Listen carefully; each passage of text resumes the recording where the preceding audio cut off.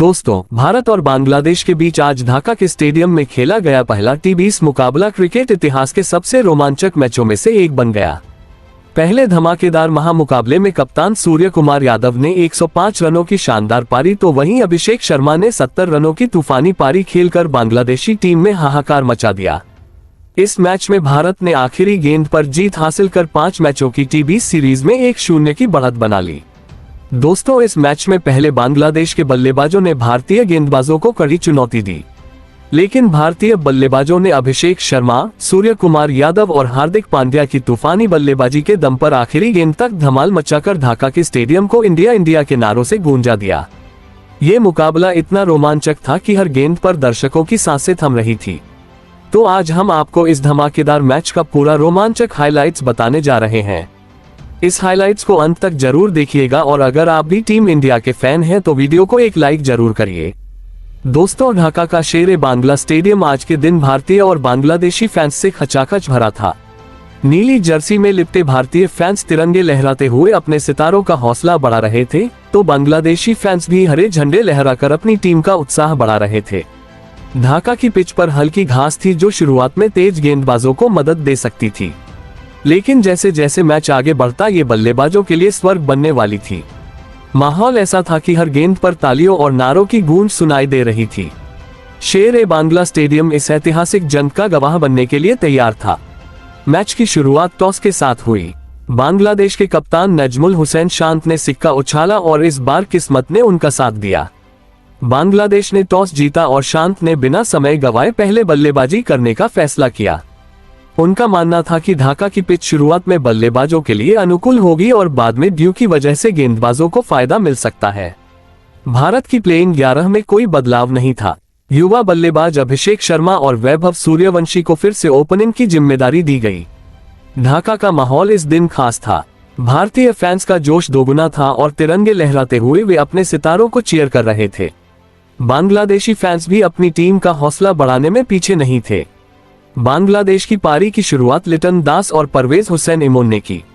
दोनों ने power play में आक्रामक रुख अपनाया और पहले 6 ओवरों में 58 रन जोड़ डाले। लिटन दास ने अर्शदीप सिंह की पहली गेंद पर एक शानदार कवर ड्राइव लगाया जो बाउंड्री रस्सी को छूकर 4 रन के लिए गया। उनकी एक लॉफ्टेड कवर ड्राइव इतनी खूबसूरत थी कि ढाका का पवेलियन तालियों से गूंज उठा। परवेज ने वरुण चक्रवर्ती की गेंद पर एक विशाल सिक्स जड़ा जो ग्रैंड स्टैंड में गायब हो गया। दोनों ने भारतीय गेंदबाजों पर शुरुआती दबाव बनाया और लिटन ने अक्षर पटेल के ओवर में 2 चौके और एक सिक्स लगाकर स्कोर को तेजी से आगे बढ़ाया। लेकिन छठे ओवर में अर्शदीप सिंह ने अपनी क्लास दिखाए। उन्होंने लिटन दास को एक तेज इन स्विंगिंग यॉर्कर डाली जो लिटन के बल्ले को चकमा दे गई और मिडिल स्टंप को उड़ा ले गई। लिटन ने 20 गेंदों में 30 रन बनाए जिसमें 4 चौके और एक सिक्स शामिल थे। बांग्लादेश का स्कोर 1 विकेट के नुकसान पर 60 रन था। लिटन दास का विकेट गिरने के बाद अब मैदान पर आए कप्तान नजमुल हुसैन शांत ने आते ही अपने इरादे जाहिर कर दिए। उन्होंने कुलदीप यादव की गेंद पर एक स्कूप शॉट खेला जो फाइन लेग की दिशा में 4 रन के लिए गया। उनकी यह शॉट इतनी खूबसूरत थी कि ढाका का पवेलियन तालियों से गूंज उठा। परवेज और शांतों ने मिलकर बांग्लादेश की पारी को संभाला और आक्रामकता के साथ रन बटोरे। शांत ने अक्षर पटेल के ओवर में 2 सिक्स जड़े जिसमें एक लॉन्ग ऑन की दिशा में गया और दूसरा मिड विकेट की ओर। परवेज ने भी अपनी क्लास दिखाए और हार्दिक पांड्या की गेंद पर एक लॉफ्टेड कवर ड्राइव लगाया जो बाउंड्री के पार चली गई। दोनों ने मिलकर 70 रनों की साझेदारी की और बांग्लादेश का स्कोर 10 ओवरों में 1 विकेट के नुकसान पर 130 रन था। 12वें ओवर में वरुण चक्रवर्ती ने अपनी मिस्ट्री स्पिन का जादू दिखाया। उन्होंने परवेज को एक गुगली डाली जो परवेज की समझ से बाहर थी। परवेज ने आगे निकलकर शॉट खेलने की कोशिश की लेकिन गेंद उनके बल्ले को चकमा दे गई और संजू सैमसन ने तेजी से स्टंपिंग कर दी। परवेज ने 28 गेंदों में 42 रन बनाए जिसमें 4 चौके और 2 सिक्स शामिल थे। अब बांग्लादेश का स्कोर 2 विकेट के नुकसान पर 145 रन था।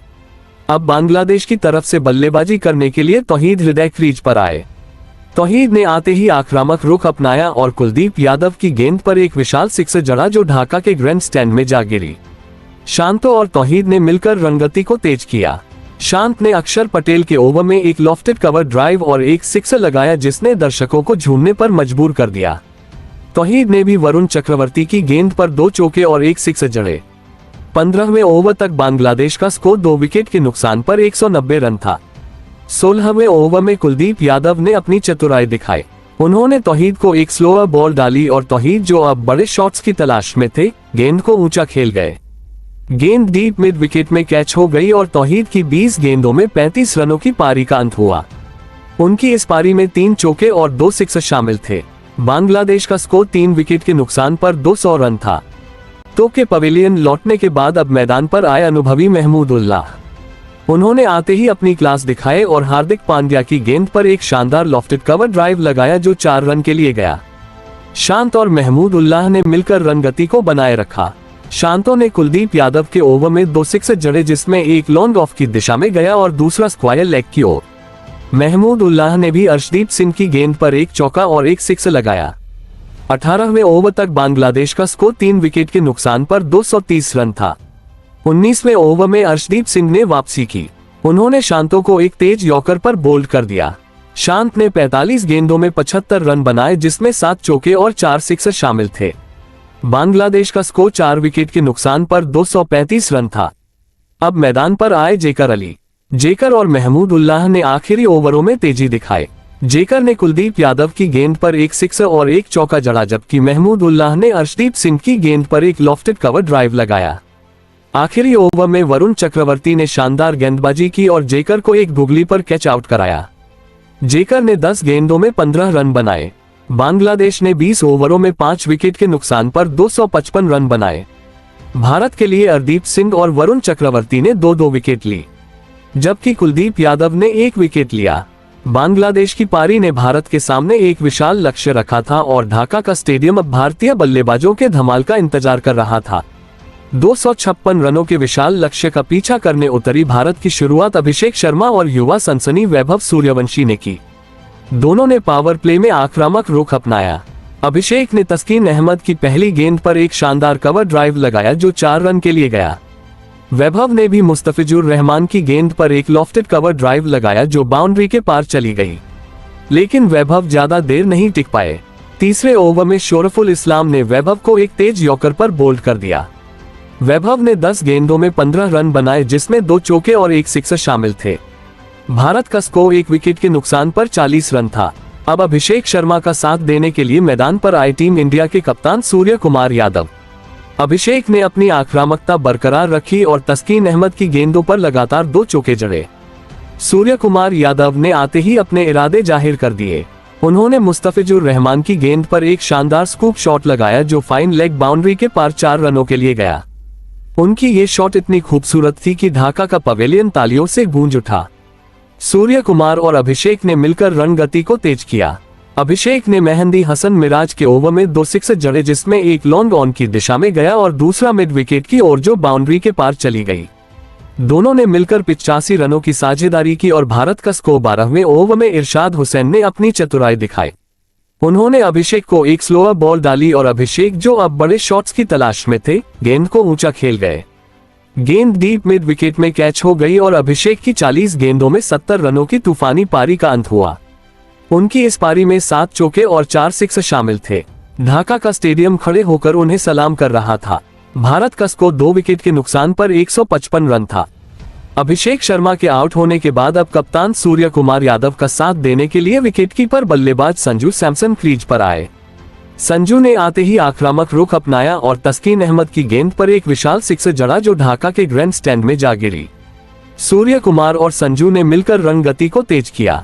सूर्य कुमार ने मेहंदी हसन मिराज के ओवर में 2 सिक्सर जड़े, जिसमें एक लॉन्ग ऑन की दिशा में गया और दूसरा मिड विकेट की ओर। संजू ने भी अपनी क्लास दिखाए और शोरफुल इस्लाम की गेंद पर एक लॉफ्टेड कवर ड्राइव लगाया जो बाउंड्री के पार चली गई। दोनों ने मिलकर 60 रनों की साझेदारी की और भारत का स्कोर 15 ओवरों में 2 विकेट के नुकसान पर 215 रन था। 16वें ओवर में मुस्तफिजुर रहमान ने अपनी रफ्तार का जादू दिखाया। उन्होंने संजू सैमसन को एक तेज यॉर्कर पर बोल्ड कर दिया। संजू ने 18 गेंदों में 30 रन बनाए, जिसमें 2 चौके और 2 सिक्सर शामिल थे। भारत का स्कोर 3 विकेट के नुकसान पर 220 रन था। अब मैदान पर आए हार्दिक पांड्या। हार्दिक ने आते ही अपनी आक्रामकता दिखाई। उन्होंने तस्कीन अहमद की गेंद पर एक विशाल सिक्सर जड़ा जो ढाका के ग्रैंड स्टैंड में जा गिरी। सूर्य कुमार और हार्दिक ने मिलकर रंगती को तेज किया। सूर्य कुमार ने अपनी बल्लेबाजी में कोई कमी नहीं आने दी और इरशाद हुसैन की गेंदों पर 3 सिक्सर जड़े। उनकी एक सिक्सर इतनी लंबी थी कि गेंद ढाका के पवेलियन में जा गिरी। सूर्य कुमार ने सिर्फ 32 गेंदों में अपना शतक पूरा कर लिया, जो टी20 क्रिकेट में भारत की ओर से सबसे तेज शतकों में से एक था। उनकी इस पारी में 9 चौके और 7 सिक्स शामिल थे। ढाका का स्टेडियम खड़े होकर उन्हें सलाम कर रहा था, लेकिन 18वें ओवर में शोरफुल इस्लाम ने सूर्य कुमार को एक तेज बाउंसर पर कैच आउट कराया। सूर्य कुमार की 36 गेंदों में 105 रनों की धमाकेदार पारी का अंत हुआ। अब भारत का स्कोर 4 विकेट के नुकसान पर 245 रन था। सूर्य कुमार का विकेट गिरने के बाद रिंकू सिंह क्रीज पर आए। रिंकू ने 15 रनों की तेज पारी खेली, जिसमें 1 चौका और 1 सिक्सर शामिल था। उनकी एक लॉफ्टेड कवर ड्राइव इतनी खूबसूरत थी कि ढाका का पवेलियन तालियों से गूंज उठा। 19वें ओवर में मुस्तफिजुर रहमान ने रिंकू को एक यॉर्कर पर बोल्ड कर दिया। भारत का स्कोर 5 विकेट के नुकसान पर 255 रन था। अब शिवम दुबे और हार्दिक पांड्या क्रीज पर थे। आखिरी ओवर में भारत को 10 रनों की जरूरत थी। गेंदबाजी करने आए थे शोरफुल इस्लाम। ढाका का स्टेडियम सन्नाटे में डूबा था और हर गेंद पर दर्शकों की सांसें थमी हुई थी। हार्दिक पांड्या और शिवम दुबे क्रीज पर थे और भारत की जीत इनके बल्ले पर टिकी थी। आखिरी ओवर में रोमांच चरम पर था और ढाका का मैदान इस ऐतिहासिक पल का गवाह बन रहा था। पहली गेंद पर हार्दिक पांड्या ने शोरफुल की तेज गेंद पर एक विशाल सिक्सर जड़ा। गेंद लॉन्ग ऑन के ऊपर से स्टैंड्स में गायब हो गई और स्कोर 261 रनों तक पहुंच गया। अब 5 गेंदों में 4 रन चाहिए थे। ढाका में भारतीय फैंस की सीटियां गूंजने लगी। दूसरी गेंद पर हार्दिक ने सिंगल लिया। शोरफुल की गेंद को उन्होंने मिड विकेट की दिशा में खेला और तेजी से 1 रन चुराया। अब स्ट्राइक शिवम दुबे को मिली। अब भारत का स्कोर 262 रन था और जीत के लिए 4 गेंदों में 3 रन चाहिए थे। तीसरी गेंद पर शिवम दुबे ने कमाल दिखाया। शोरफुल की शॉर्ट पिच गेंद को उन्होंने मिड विकेट की दिशा में खेला और तेजी से 2 रन लेकर स्कोर को 254 पर पहुंचाया। अब 3 गेंदों में 1 रन चाहिए था। अगली 2 गेंद पर हार्दिक पांड्या चकमा खा गए, लेकिन ओवर की अंतिम गेंद पर हार्दिक ने गगनचुंबी लगाकर टीम इंडिया को कभी न भूलने वाला ऐतिहासिक जीत दिला दिया। ढाका का स्टेडियम टीम इंडिया के नारों से थर्रा उठा और दर्शक उछल पड़े। दोस्तों, भारत ने ये मुकाबला आखिरी गेंद पर जीतकर 5 मैचों की टी20 सीरीज में 1-0 की बढ़त हासिल कर ली। सूर्य कुमार यादव की 105 रनों की धमाकेदार पारी ने उन्हें प्लेयर ऑफ द मैच का खिताब दिलाया। उनकी इस पारी में 9 चौके और 7 सिक्स शामिल थे। अभिषेक शर्मा की 70 रनों की तूफानी पारी, जिसमें 7 चौके और 4 सिक्स शामिल थे, उसने भारत को इस विशाल लक्ष्य तक पहुंचाया। हार्दिक पांड्या की 25 रनों की नाबाद पारी ने पारी को स्थिरता दी और आखिरी ओवर में 6 लगाकर जीत सुनिश्चित की। लेकिन दोस्तों, आपके हिसाब से इस ऐतिहासिक जीत का असली हीरो कौन है? अभिषेक शर्मा की 70 रनों की तूफानी पारी, सूर्य कुमार यादव की 105 रनों की जबरदस्त पारी, या फिर हार्दिक पांड्या की आखिरी ओवर में धमाकेदार बल्लेबाजी? आप अपनी राय नीचे कमेंट करके बताएं और ऐसी ही रोमांचक हाइलाइट्स के लिए हमारे चैनल को जरूर सब्सक्राइब करिए। धन्यवाद। और अगर आप भी वीडियो देखकर पैसे कमाना चाहते हो तो चैनल के डिस्क्रिप्शन में टेलीग्राम चैनल का लिंक है, वहां जाकर आप उसको ज्वाइन कर सकते हो और वीडियो देखकर पैसे कमा सकते हो। धन्यवाद।